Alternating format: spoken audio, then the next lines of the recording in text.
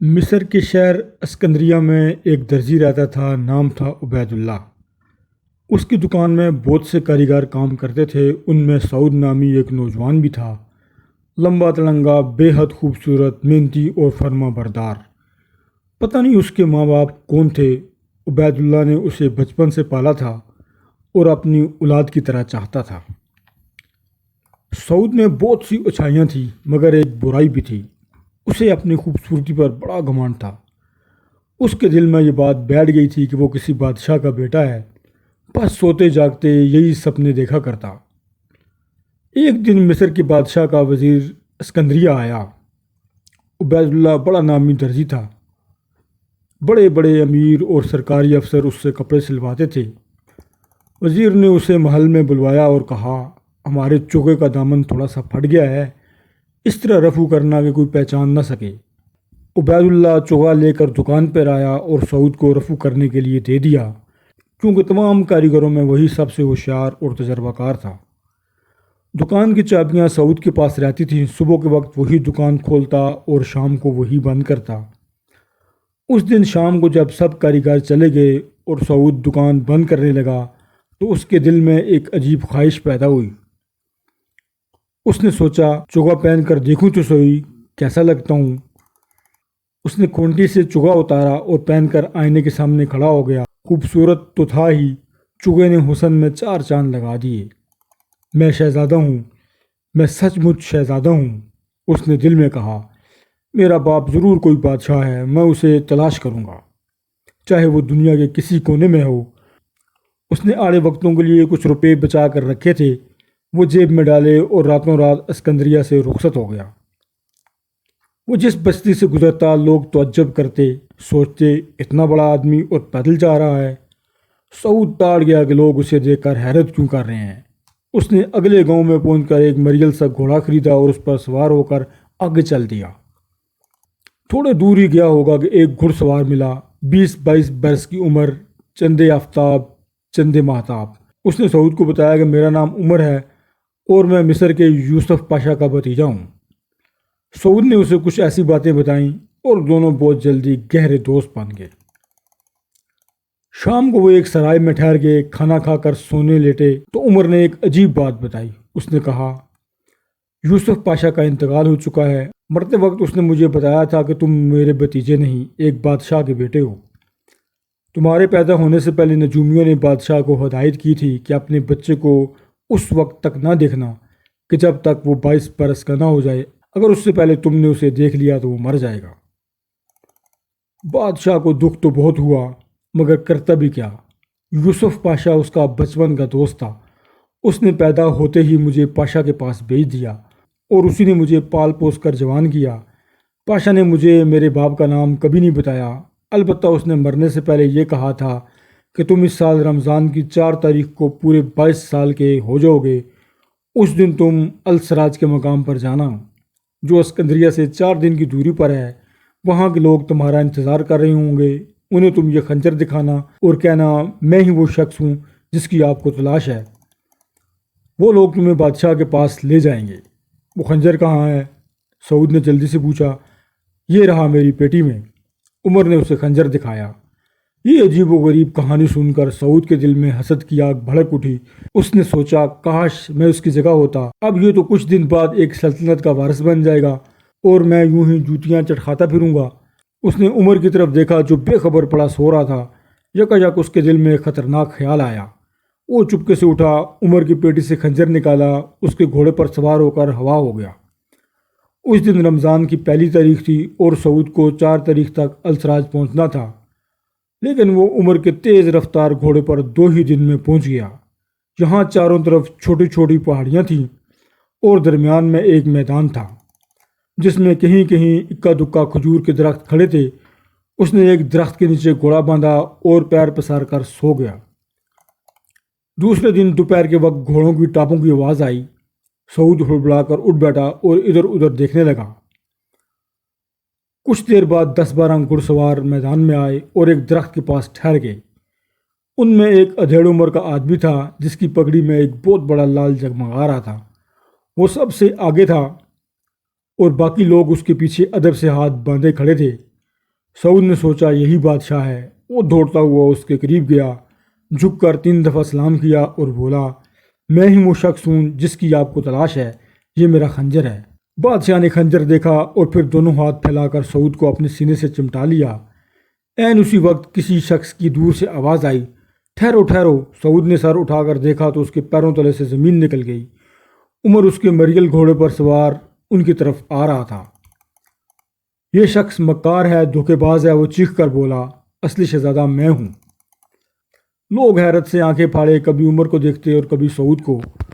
آخر ان کی نگاہیں بادشاہ کے چہرے پہ جم گئیں کہ دیکھیں وہ کیا فیصلہ کرتا ہے۔ بادشاہ نے غصے سے ہونٹ کاٹا اور کڑک کر بولا، یہ نوجوان پاگل معلوم ہوتا ہے، اسے گھوڑے کی پیٹھ سے باندھ دو، ہم اسے اپنے ساتھ لے جائیں گے اور ایسی سزا دیں گے کہ آسمان بھی کانپ اٹھے گا۔ حکم کی دیر تھی، مصائبوں نے عمر کی مشکیں کس لیں اور گھوڑے کی پیٹھ پر اوندا لٹا کر رسیوں سے باندھ دیا۔ 2 دن اور 2 راتوں کے سفر کے بعد بادشاہ اپنے ملک کی حد میں داخل ہوا۔ سعود بڑی شان سے گھوڑے پر بیٹھا بادشاہ کے پہلو میں چل رہا تھا اور عمر گھوڑے سے بندھا پیچھے پیچھے آ رہا تھا۔ تمام گاؤں، قصبے اور شہر دلہن کی طرح سجائے گئے تھے۔ گلی کوچوں میں جھنڈیاں لگی تھیں اور چوکوں میں خوبصورت دروازے لگے تھے۔ شاہی جلوس جدھر سے گزرتا لوگ اس کی راہ میں آنکھیں بچھاتے۔ شاہی محل میں ممتا کی ماری ماں اپنے پیارے بیٹے کا انتظار کر رہی تھی۔ اس کا دل دھک دھک کر رہا تھا اور آنکھوں سے خوشی کے آنسو روا تھے۔ شاہی جلوس محل میں داخل ہوا تو نکارچیوں نے نکارے بجا بجا کر آمد کا اعلان کیا۔ ملکہ مارے خوشی کے ننگے سر ننگے پیر دوڑی دوڑی آئی اور بے اختیار سعود کو گلے لگا لیا، مگر پھر ایک پیچھے ہٹی اور بولی، نہیں نہیں، ماں کی ممتا کہہ رہی ہے کہ یہ تیرا بچہ نہیں ہے۔ آپ کیا فرما رہی ہیں ملکہ عالیہ؟ بادشاہ نے حیرت سے کہا، یہی آپ کا بیٹا ہے، اسے سینے سے لگا کر کلیجہ ٹھنڈا کیجیے۔ نہیں نہیں، ملکہ دونوں ہاتھ ہلاتی ہوئی پیچھے ہٹی۔ عین اسی وقت دروازہ کھلا، عمر دربانوں کو دھکے دیتا ہوا اندر آیا اور بادشاہ کے قدموں میں سر رکھ کر بولا، مجھے اپنے ہاتھ سے قتل کر دیجیے، میں اب زیادہ برداشت نہیں کر سکتا۔ بادشاہ کا چہرہ غصے سے سرخ ہو گیا۔ اس نے کہا، اس پاگل کو کس نے چھوڑ دیا ہے؟ پکڑ لو اسے اور زنجیروں میں جکڑ کر کال کوٹری میں بند کر دو۔ کل صبح ہم اس کی قسمت کا فیصلہ کریں گے۔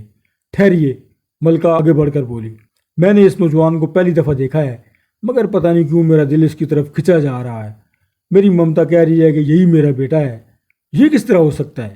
بادشاہ نے کہا، میں تمام باتیں اپنی آنکھوں سے دیکھ چکا ہوں۔ السراج کے مقام پر یہی نوجوان آ کر ملا تھا اور مجھے وہ نشانی دکھائی تھی جو میں نے یوسف پاشا کو دی تھی۔ جب میں سو رہا تھا تو اس دھوکے باز نے وہ خنجر چرا لیا تھا۔ عمر نے کہا، یہ غلط ہے عالیجا۔ سعود بولا، یہ شخص اسکندریہ کا ایک معمولی سا درزی ہے اور آپ کا بیٹا بن کر تاج و تخت پر قبضہ کرنا چاہتا ہے۔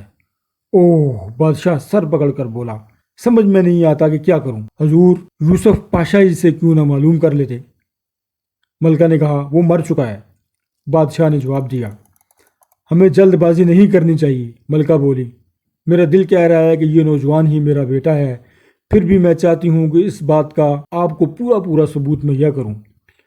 حضور، مجھے 3 دن کی مہلت دیں، انشاءاللہ میں دودھ کا دودھ اور پانی کا پانی کر دکھاؤں گی۔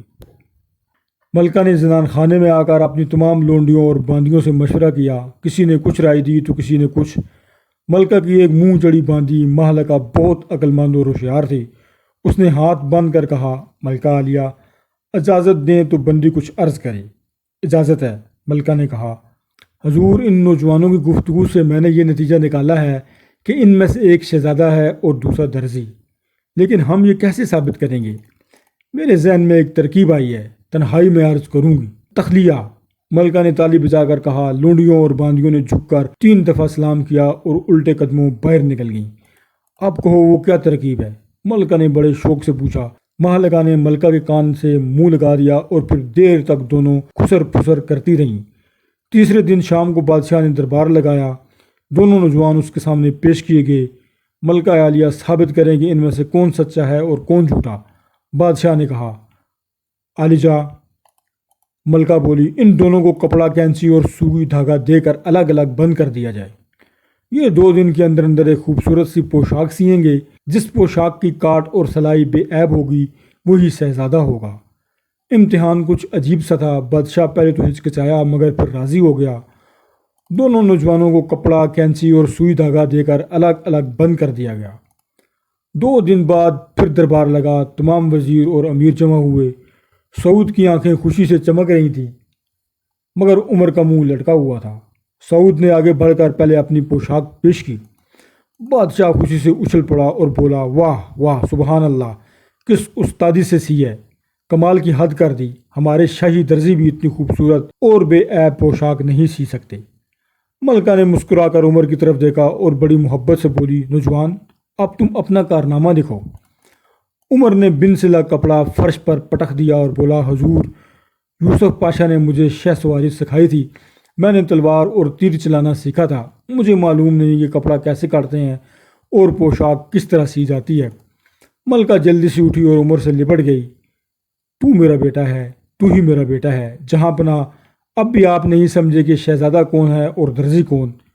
او دھوکے باز فریبی لڑکے، بادشاہ نے سعود سے کہا، سچ سچ بتا تو کون ہے اور یہ سامان کیوں رچایا، ورنہ یاد رکھ ابھی تیرے سارے بخیوں ادھیڑ دوں گا۔ سعود کا منہ پھک ہو گیا، بدن تھر تھر کانپنے لگا۔ وہ اوندے منہ فرش پر گر پڑا اور بولا، علی جاں، مجھے معاف کر دیں، میں ایک بد نصیب درزی ہوں، آپ کا حقیقی بیٹا عمر ہے، لالچ نے مجھے اندھا کر دیا تھا۔ ہرگز نہیں، بادشاہ نے کہا، سپاہیوں پکڑ لو اس بدماش کو اور محل کے برج سے نیچے پھینک دو، اسے معاف کر دیجیے ابا حضور۔ عمر بولا، لالچ واقعی انسان کو اندھا کر دیتا ہے اور وہ نیکی بدی میں تمیز نہیں کر سکتا، مجھے امید ہے کہ یہ آئندہ ایمانداری کی زندگی بسر کرے گا۔ اچھا تم کہتے ہو تو ہم معاف کرتے ہیں، جا لڑکی ہماری نظروں سے دور ہو جا۔ حضور، لڑکا بڑا اچھا کاریگر ہے، ملکہ نے کہا، ہم سفارش کرتے ہیں کہ اسے شاہی درزیوں میں شامل کر لیا جائے۔ ہم اپنی پیاری ملکہ کی سفارش منظور کرتے ہیں۔ بادشاہ نے کہا، آج سے یہ شاہی درزی ہے، لیکن ہم نے اپنے درزیوں کو قسم قسم کے خطاب دے رکھے ہیں، اسی کیا خطاب دیا جائے؟ شہزادہ، ملکہ نے کہا، اور بادشاہ کہہ کا مار کر ہنس پڑا۔